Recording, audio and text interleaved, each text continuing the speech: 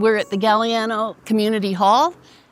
It's a very exciting event because the Galiano Club has a wide range of things that they do for the community. This is the celebration of the reopening of the Japanese Pit Kiln in Bluffs Park. Enhancement as well. We've got new brochures, new signage in the park, and maps available so that people will be more aware of this important historical site. One of the first things the Galiano Club did was to build a community hall for the community to get together. This building was completed in 1927. It's been used for community events ever since.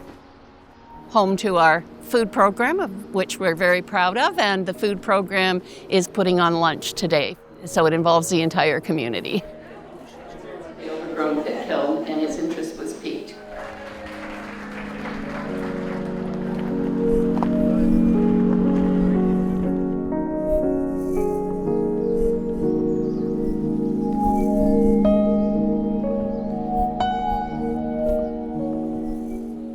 This is a culmination of 43 years when I first fell into a charcoal kiln.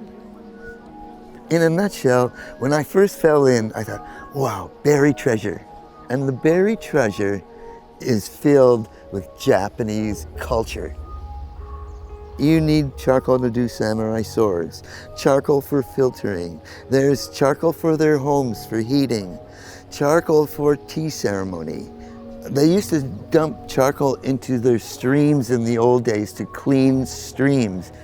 Charcoal was the first cave paint, and that was 30,000 BC.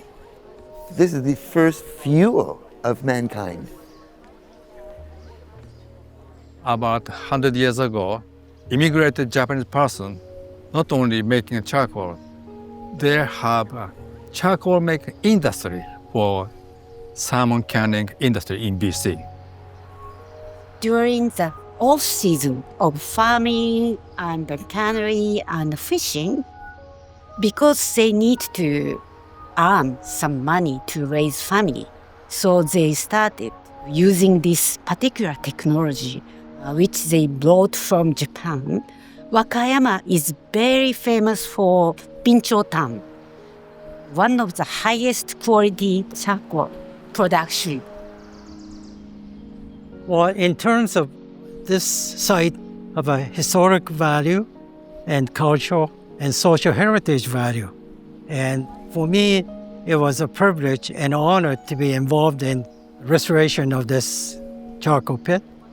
I really have to thank late Mary Ohara for, letting us know. And through Steve Nempton, we were able to, restore this charcoal pit in 2001, and that we erected a monument to honor those pioneer immigrants from Takui village. While I was in Japan, we lived in a place called Miyomura, which is next to the Takui, the people who created this kiln. So we felt very close. So when Mary brought this information to my husband, he was very, very enthusiastic about the project and took it to Wakayama Kenjin-kai. And Jim Tanaka, as he said, they came over to meet me, and I brought them to the charcoal kilns. And so he really facilitated. I'm very emotional in that both Mary Ohara and my best friend, Sami Hirano, is not here to witness today's event. And I was so glad I convinced Mary Hirano to come and join us and see the site and experience what her husband went through with me to restore this historical site. I wasn't much involved with the project, but my husband was from the beginning. And so because he passed away 3 years ago, I know how much this project meant to him. So I wanted to kind of see with my own eyes what he had gone through and actually see from the pictures.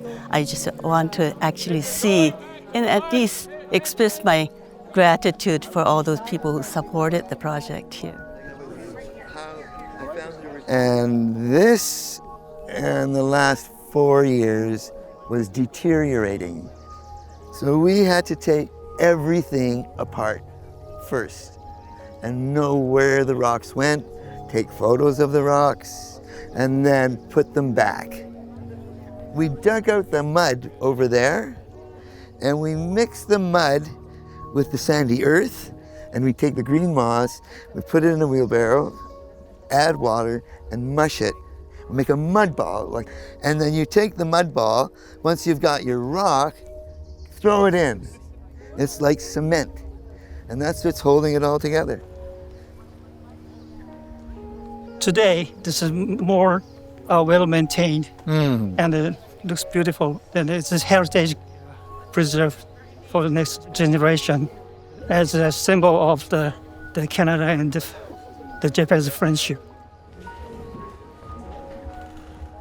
It's been such a beautiful day of community and togetherness in how the community came together to honor the really terrible history of Japanese internment, but what Japanese people did here, Japanese Canadians. And I brought my family here today to honor that, and it's been really moving. And I'm so grateful not only for the community of Galiano that came together to do it, but all those people that contributed over decades to make this happen. Unless you try to preserve these historical sites or historical buildings, that it will disappear before our eyes. And unless somebody take that in charge to, restore these or maintain the historical site, you can't leave any legacy for the future generation. In one sense, it's important to honor what was lost. I think that our history needs to be about remembering our darkest times and what happened to people, so we can move forward in a way that brings appreciation not only to what people contributed and what they lost, but how we can move forward together. And to me, the story of this place is so much about that. And I think that's really beautiful. That protecting ecosystems is inseparable from protecting culture. This project was really meaningful to me, and I was really honored that the Galiano Club asked me to be involved because it's going to a historical site. The project had a number of parts to it. One was restoring the kiln itself, and that, of course, went to Steve. We don't know for sure, but odds are the Japanese Canadians were a significant part of the population at that point.